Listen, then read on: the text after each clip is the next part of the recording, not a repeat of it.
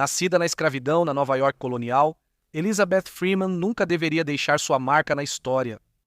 Pobre, analfabeta e escravizada, ela foi ignorada por homens que exigiam liberdade para si mesmos enquanto a negavam para ela. E mesmo assim ela fez o impensável, processou seu chamado mestre por sua liberdade. Mas como uma mulher que não sabia ler nem escrever poderia vencer um caso desses? E como sua luta abalou as fundações de uma nova nação? Elizabeth Freeman, mais tarde conhecida como Moonbat, nasceu na escravidão em meados da década de 1740, possivelmente na primavera de 1744. Seu local exato de nascimento é incerto, embora alguns sugiram que foi no estado de Nova York onde ela cresceu, na fazenda de Peter Hogerboom, em Claverack, no que hoje é o Condado de Colúmbia. Hogerboom, como seu sobrenome sugere, era membro de uma família holandesa que veio residir nesta parte da América em meados do século XVII, quando Nova York se chamava Nova Amsterdã e era colônia holandesa. Em seus primeiros anos, ela era conhecida como Bet, que quase certamente era uma abreviação de Elizabeth, com base no que sabemos sobre a fazenda Hogerboom. Ela cresceu em uma casa onde muitos eram escravizados, entre eles estava sua irmã Lizzie. Como era comum para pessoas escravizadas no século XVIII, as identidades dos pais dela são desconhecidas e não se sabe se continuaram na mesma propriedade. Infelizmente, Beth nunca aprendeu a ler ou escrever e os primeiros anos de sua vida permaneceram envoltos em silêncio, já que ela não deixou nenhum registro escrito. Em vez disso, o que sabemos da história dela só surge mais tarde, depois que ela forçou sua entrada no olhar público e capturou a atenção de todo um estado, através de uma batalha judicial ousada e sem precedentes, e como veremos em breve, essa batalha mudaria tudo. No início da década de 1750, Hannah, filha de Peter Hogerboom, casou-se com o coronel John Ashley, figura importante em Sheffield, Massachusetts. Beth foi mandada para viver com Hannah como escrava doméstica em Sheffield, provavelmente com 7 ou 8 anos na época. Felizmente, ainda podemos ver o mundo em que ela viveu por quase 3 décadas, porque a casa do coronel John Ashley, construída em 1735, ainda está de pé hoje e agora é um museu. Como uma casa de 2 andares e meio, possui muitos cômodos e seria considerada uma casa de campo grande para os padrões do século XVIII. A vida de Beth aqui teria sido focada em manter a casa limpa, lavar roupas e realizar trabalhos manuais árduos que consumiam muito tempo, antes de máquinas de lavar, secadoras, aspiradores e outras máquinas. Na casa dos Ashley, Beth rapidamente mostrou que não se deixava intimidar por seus escravizadores. Mais tarde, relatos descrevem Hannah Ashley como severa, e uma história famosa afirma que ela pegou uma pá aquecida para golpear. A irmã de Beth, Lizzie, também havia sido enviada para viver na casa dos Ashley. Antes que ela atingisse Lizzie, Beth interveio e bloqueou os golpes. Hannah causou um ferimento profundo que deixou uma grande cicatriz, mas Beth passou a exibi-la abertamente em vez de escondê-la. Uma maneira de mostrar aos visitantes que a senhora Ashley tratava mal seus escravizados. Durante esses anos, Beth também se tornou mãe. A identidade do pai de seu filho permanece incerta, mas a tradição diz que ele partiu para servir na Guerra Revolucionária Americana e nunca voltou. Enquanto os homens lutavam pela liberdade, Beth seguia cativa, criando uma criança em um mundo que lhe negava até o direito básico de ser livre. Mas em Sheffield, palavras estavam sendo escritas que em breve tornariam essa contradição impossível de ignorar. Elizabeth testemunhou grandes mudanças na América do Norte enquanto morava na casa da família Ashley. Enquanto crescia aqui, ela teria ouvido conversas constantes sobre a longa guerra com os franceses que assolou a América do Norte de 1754 a 1763. O conflito resultou na Grã-Bretanha, assumindo o controle da Nova França, atual Canadá, enquanto Massachusetts continuou sob domínio britânico. Ela também teria ouvido a crescente indignação de John Ashley e convidados em sua casa, reclamando dos impostos cada vez maiores da coroa britânica sobre Massachusetts e as outras 12 colônias de New Hampshire à Geórgia. Em janeiro de 1773, quando provavelmente estava se aproximando dos 30 anos, Ela também teria visto um grande grupo de pessoas de Massachusetts, proprietários de terras, se reúnem na casa Ashley, em Sheffield, para redigir a Declaração de Sheffield. Ela protestava contra a crescente tirania britânica nas colônias e afirmava, abre aspas, a humanidade em estado de natureza é igual, livre e independente uns dos outros, e tem direito ao pleno gozo de suas vidas, sua liberdade e propriedade sem perturbações. Thomas Jefferson parafrasearia essas palavras quando escreveu a Declaração de Independência 3 anos depois. Em um desenvolvimento significativo, parece que Theodore Sedgwick, um jovem advogado, redigiu a maior parte da Declaração de Sheffield durante a reunião na casa Ashley. Ele aparecerá novamente na história de Elizabeth em breve para Beth. Se ela soube de algo sobre a Declaração de Sheffield, que foi redigida na casa Ashley em janeiro de 1773, ela não poderia ignorar a ironia. Homens que defendiam liberdade e direitos naturais escreveram essas frases grandiosas, mas a mantinham acorrentada. Sob o mesmo teto, a linguagem da liberdade ecoava pelos corredores, mas não incluía ela.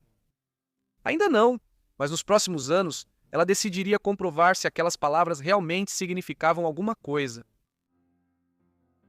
A Declaração de Sheffield foi um evento relevante antes da Guerra Revolucionária Americana. A festa do chá de Boston aconteceu do outro lado de Massachusetts em dezembro de 1773. Isso foi seguido por uma situação política cada vez pior, que levou ao início da guerra na primavera de 1775.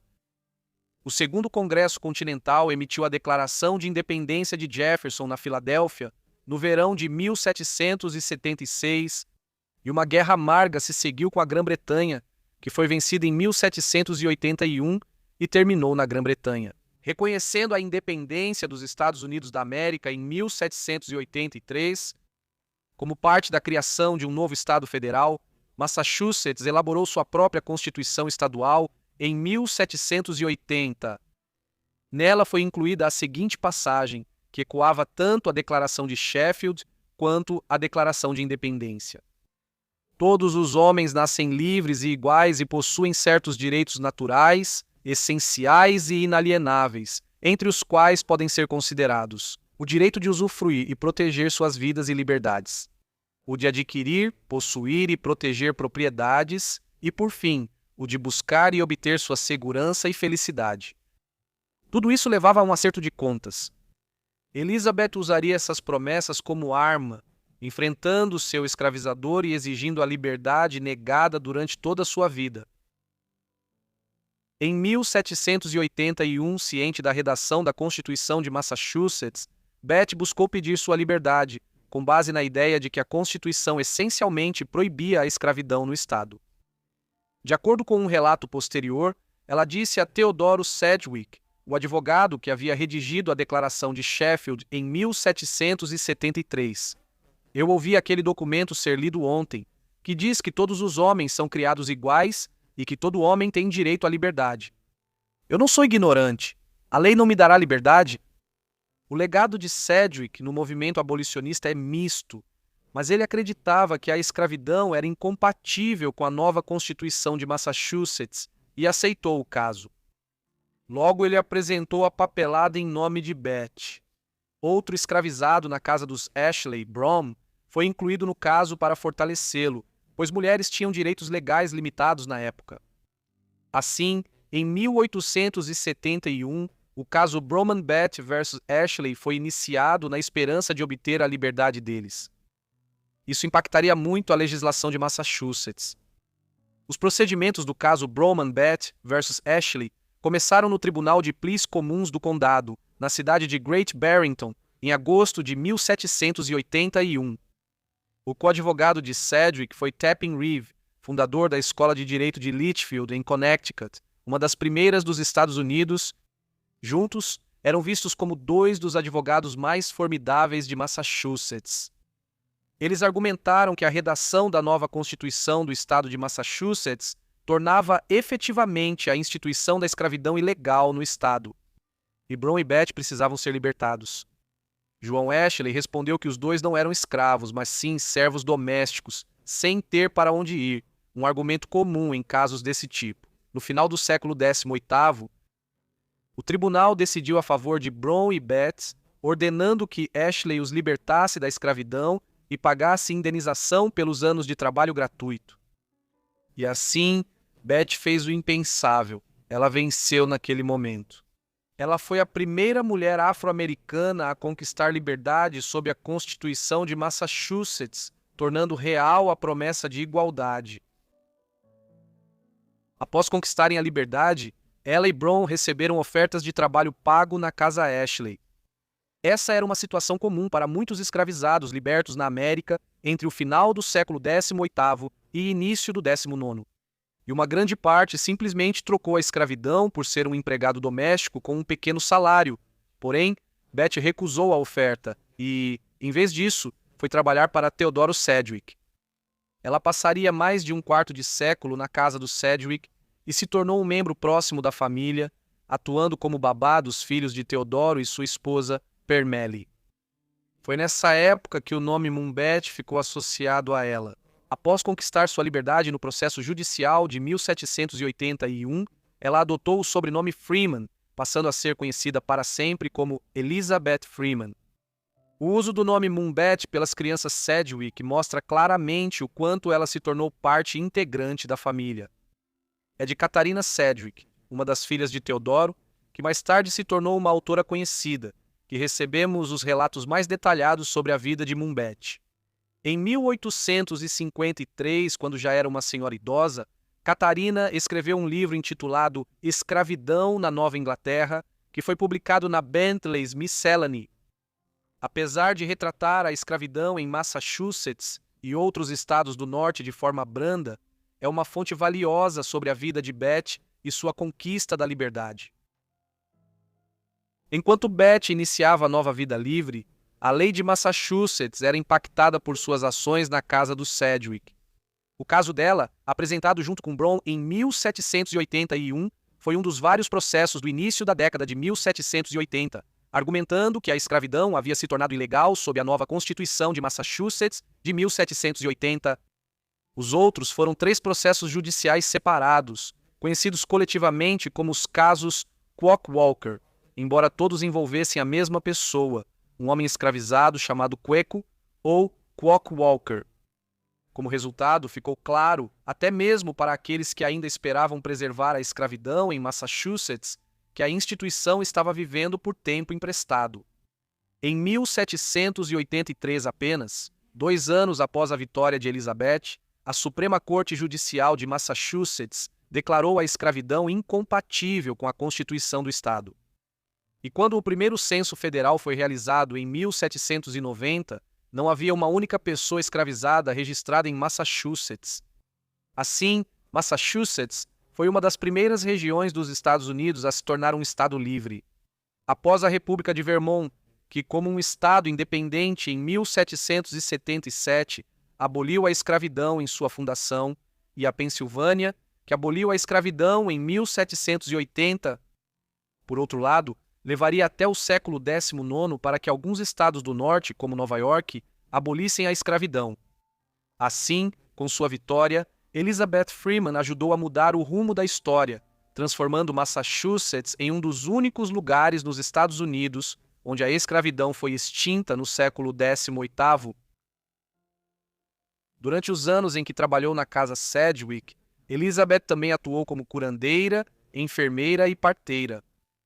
No início do século XIX, ela conseguiu dinheiro para comprar sua casa.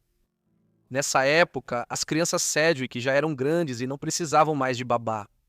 Assim, ela se aposentou e mudou-se para sua casa em Cherry Hill, na cidade de Stockbridge. Sua filha, que naquela época já tinha seus próprios filhos, morava perto, e Beth passaria seus últimos anos próxima de seus netos e até bisnetos.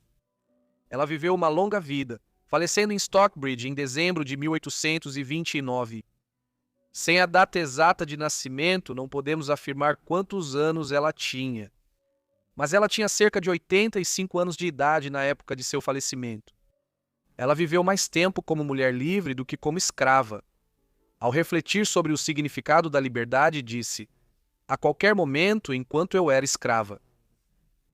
Se um minuto de liberdade tivesse me sido oferecido e me dissessem que eu teria que morrer ao final desse minuto, eu teria aceitado só para ficar um minuto na terra de Deus. Como uma mulher livre, eu teria.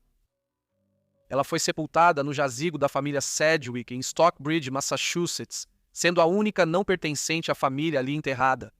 Um testemunho do espaço que ela ganhou na família que a ajudou a conquistar a liberdade.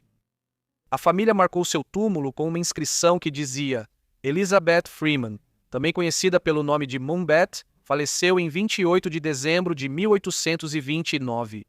Sua idade suposta era de 85 anos.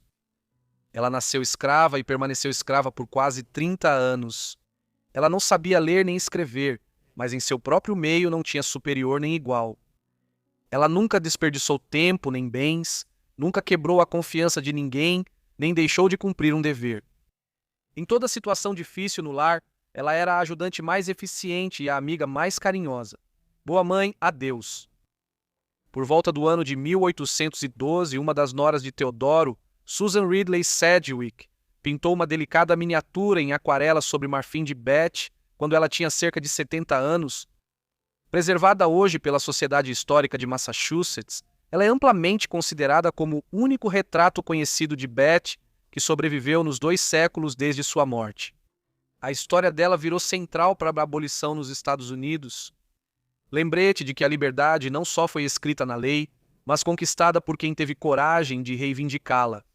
Em agosto de 2022, a Sociedade Histórica de Sheffield inaugurou uma estátua em sua homenagem, reconhecendo seu papel na longa caminhada rumo à liberdade. Conhecida como a Rosa Parks de seu tempo, a coragem de Elizabeth Freeman não só garantiu sua liberdade, mas também inspirou um movimento que mudaria o país. Obrigado por assistirem ao vídeo sobre Elizabeth Freeman. Espero que tenham achado interessante. Me contem o que acharam da vida dela aí embaixo nos comentários e, se tiverem sugestões, também deixem aí nos comentários.